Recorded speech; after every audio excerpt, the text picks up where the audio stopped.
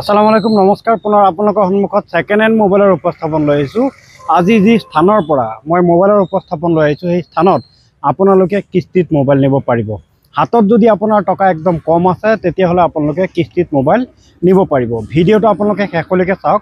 মই মৰিগাঁৱত আছোঁ। মৰিগাঁৱৰ এয়া চাওক আপোনালোকে LIC যিটো বেংক আছে LIC বেংকৰ একদম লগতে মৰিগাঁৱৰ পৰা মৰিয়াবাৰী সোমোৱা যিটো ৰাস্তা এই ৰাস্তাৰ লগতে গণপতি এণ্টাৰপ্ৰাইজ চাইছে আপোনালোকে। গণপতি এণ্টাৰপ্ৰাইজৰ তলত আপোনালোকে চাওক জায়েট মোবাইল জোন চাইছে আপোনালোকে। আহক ভিতৰত সোমাই যাওঁ। আপোনালোকে কিস্তিত মোবাইল নিব পাৰিব এই জায়েট মোবাইল জোনৰ পৰা। ফাইনেন্সত মোবাইল পায়, কিস্তিত মোবাইল পায়। যিসমূহ মোবাইল দেখুৱাই আছোঁ এইসমূহ চব ফাইনেন্সত নিব পাৰিব। 4G হ'ব। 4G একচুয়ালি মানে কি আমাৰ তাত ফাইনেন্সৰ অলপ কন্ডিশন থাকে।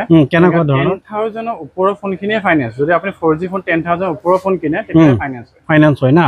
যদি 10,000 টকাৰ ওপৰৰ মোবাইল ফোন কিনে আপোনালোকে এইসমূহ মোবাইলৰ পৰা তেতিয়াহ'লে আপোনালোকে ফাইনেন্সত নিব পাৰিব। 10,000 টকাৰ তলত হ'লে নহ'ব। এয়া চাওক আপোনালোকে ফাইনেন্স হৈ যাব কিন্তু 10,000 টকাৰ ওপৰত, অৰ্থাৎ আপুনি 5G মোবাইল ল'লে ফাইনেন্স হৈ যাব আৰামত যদি 10,000 টকীয়া হয় 5G। গতিকে আপোনালোকে যদি ফাইনেন্সত নিব বিচাৰে, যদি আইফোনো নিব বিচাৰে তেতিয়াহ'লে একদম কম ডাউন পেমেন্ট কিমান দিব লাগিব? একদম আমি দেখাব খুজিছো যে বহুতে মানে লৈ থাকে আইফোন 13।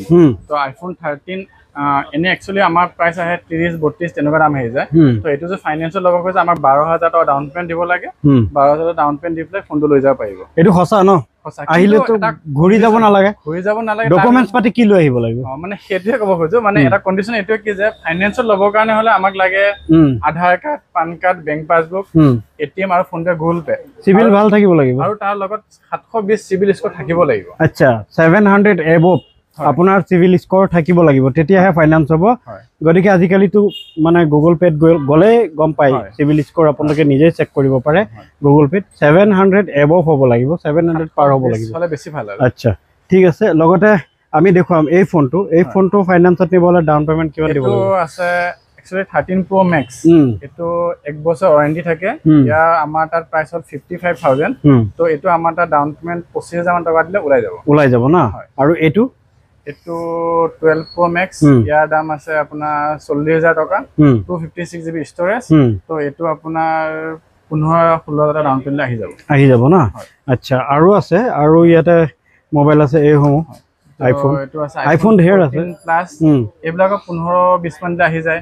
তো বহুতে মানে ভাল পায় যে অলপ কিছুমান সৰু ফোন। তো আমি কিছুমান ৰাখিছিলো যেনেকে S23, S24 এইবিলাক আমাক 20,000 টকা ডাউন পেমেন্ট আহি যাব। 20,000 টকা ডাউন পেমেন্ট দিলে আহি যাব না। আচ্ছা আৰু এনেকুৱা নাভাবিব যে আমি আকৌ সেকেন্ড হ্যান্ড ফোনে ফাইনেন্স কৰো। EMI কেনেকৈ আহিব? কিস্তি কেনেকৈ আহিব? কিস্তিৰ কাৰণে ধৰক সেইটো একচুয়ালি তো কিহতে কিমান মাহ কৰে, কিমান মাহ কি হয় সেইটো ওপৰত ধৰক 30,000 টকাৰ ফোন এটা কিস্তি কিমান আহিব? 30,000 টকা কিস্তি প্ৰায় 2,200 টকা। একচুয়ালি সেইটো সিহঁতৰ ওপৰত ডিপেন্ড কৰে, কেই মাহ কৰে সেইটোৰ ওপৰত কিস্তি ডিপেন্ড কৰে। আচ্ছা কেই মাহ কৰে সেইটোৰ ওপৰত ডিপেন্ড কৰে। মই আৰু এটা ফোন লৈ আছো। এই ফোনটো আপোনাৰ ফাইনেন্সত নিব হ'লে ডাউন পেমেন্ট কিমান আৰু কিস্তি কিমান আহিব? ফোনটো 13 এটো বিগ ৰেটৰ হয়। এটো ফোন ল'ব হ'লে আমাক মাত্ৰ 10,000 টকা ডাউন পেমেন্ট লৈ যাব, কাৰণ ইয়াৰ প্ৰাইসটো আইফোন 13 এ হয়। প্ৰথমত দেখুৱাটো আইফোন 13। ইয়াৰ অলপ ৰেটটো বেছি আছে আৰু কাৰণ বিকজ ইয়াৰ ওয়াৰেন্টি থাকে আৰু ওয়াৰেন্টি নাথাকে। মানে 2,250 টকা এটা EMI আহিব। 2,250 টকা এটা EMI আহিব। আপোনালোকে এই মোবাইলটো চলাব পাৰিব কিনি নি পালে। গতিকে আৰু আছে ফোন ইয়াতে। এয়া চাওক আপোনালোকে। এয়াও 13 এ হয়। এয়া 13 এ হয়। সেম প্ৰাইস ন? একেই প্ৰাইস হয়। গতিকে ইয়াত 13 বহুত কেইটা আছে। 12 মিনিও আছে। 12 মিনি আছে। এয়া কিমান প্ৰাইস আছে? 13 মিনি 25,500। 25,500 না। আৰু ডাউন পেমেন্ট কিমান দিব লাগিব? ডাউন পেমেন্ট এটো 10 মান দিলে আহি যাব। আচ্ছা 10,000। 5G আমি আৰু ফোন দেখুৱাম। এয়া চাওক আপোনালোকে ধুনীয়া কালাৰ আছে। এয়া ছোৱালীসকলে বেছি পছন্দ কৰে। ছোৱালীখন পছন্দ কৰে। কিমান প্ৰাইস?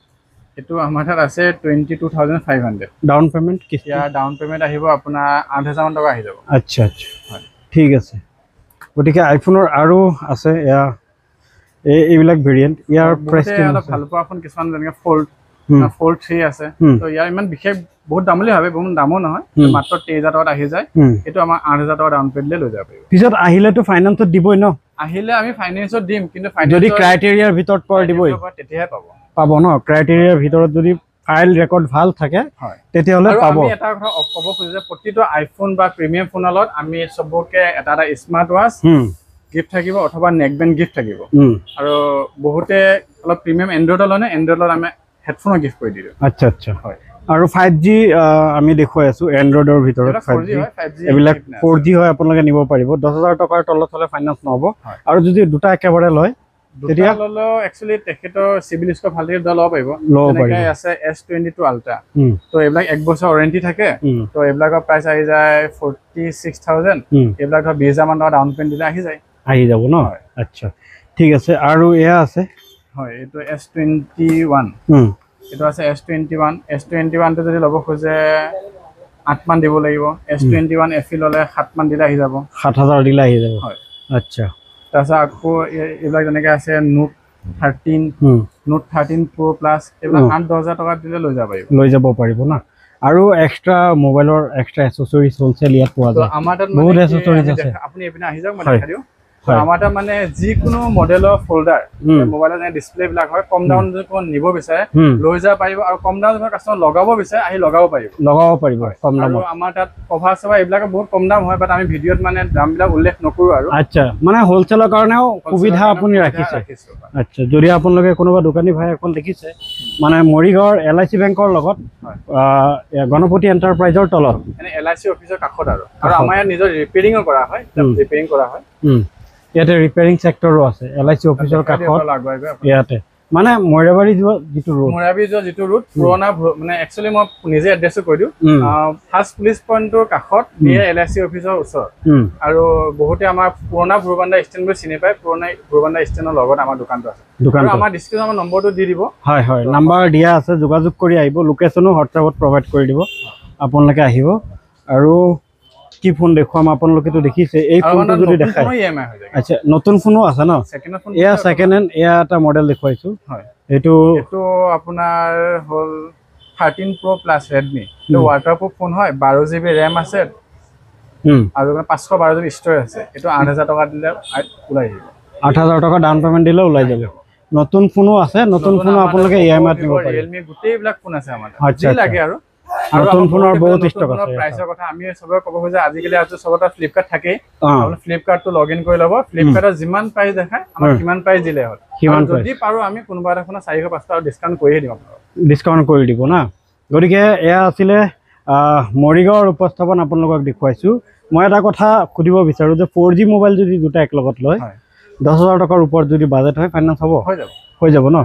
এইটোৱে সুধিব বিচাৰিছিলো যে 4Gও যদি আপুনি দুইটা একলগত লয় তেতিয়াহ'লে ফাইনান্স হৈ যাব। মানে এৰাউণ্ড 10,000 টকাৰ মাৰ্কেট আপুনি ইয়াত কৰিব লাগিব, তেতিয়া ফাইনান্স হৈ যাব। খালি মোবাইল বুলি নহয়, যিকোনো বস্তু 10,000 টকাৰ টোটেল ল'লে ফাইনান্স হৈ যাব ন। এনেকুৱা নহয় যে ক্ৰেডিট কাৰ্ড লৈ আহিব লাগিব বা ক্ৰেডিট কাৰ্ড লৈ আনা কথা নাই। জাষ্ট আমাৰ যি বস্তু ক'লে যে আধাৰ কাৰ্ড, পান কাৰ্ড আৰু বেংক পাছবুকটো আৰু 7 মানে ডকুমেণ্ট দিলে ফাইনান্স হৈ যায়। ডকুমেণ্টছখিনি প্ৰপাৰ হ'লে হ'ল আৰু বাকী ডকুমেণ্ট দিলে ফাইনান্স হৈ যাব। ডকুমেণ্ট দিয়াৰ লগে লগে আপুনি ফাইনান্সত নিব পাৰিব, কিন্তু চিভিলটো আপোনাৰ 700 এবভ থাকিব লাগিব। 700 প্লাছ আপোনাৰ থাকিব লাগিব। আৰু আপোনাৰ যদি স্মাৰ্ট ৱাচ লাগে, দামী স্মাৰ্ট ৱাচ লাগে, তেতিয়াহ'লে আপোনালোকে পাৰিব। কাৰোবাক যদি গিফ্ট দিয়ে সেইটোও পাৰিব, ইয়াৰ পৰা স্মাৰ্ট ৱাচ নিব পাৰিব। নতুন মোবাইলৰ পৰা আৰম্ভ কৰি যেনেকৈ ব'টৰ অৰিজিনেল হেডফোন বা আপুনি নেক বেণ্ড বা এইবিলাক মাউচ চব মিলাই আপুনি 10,000 লয়, আমি তাতো ফাইনেন্স কৰি দিব পাৰোঁ। তাতো ফাইনেন্স হৈ যাব ন। যদি চব মিলাই 10,000 হয় তেতিয়াহ'লে তাতো ফাইনেন্স হৈ যাব। মুঠতে আপোনালোকে ফাইনেন্সত ইয়াত নিব পাৰিব। আৰু আজিৰ উপস্থাপন বিশেষকৈ ফাইনেন্সৰ কাৰণে আছিলে। যিসকলে ফাইনেন্সত নিব বিচাৰে আপোনালোকে ডিছপ্লেত দিয়া নম্বৰৰ সৈতে যোগাযোগ কৰি মৰিগাঁৱৰ এই জায়েদ মোবাইল ষ্ট'ৰত আপোনালোকে আহিব লাগিব।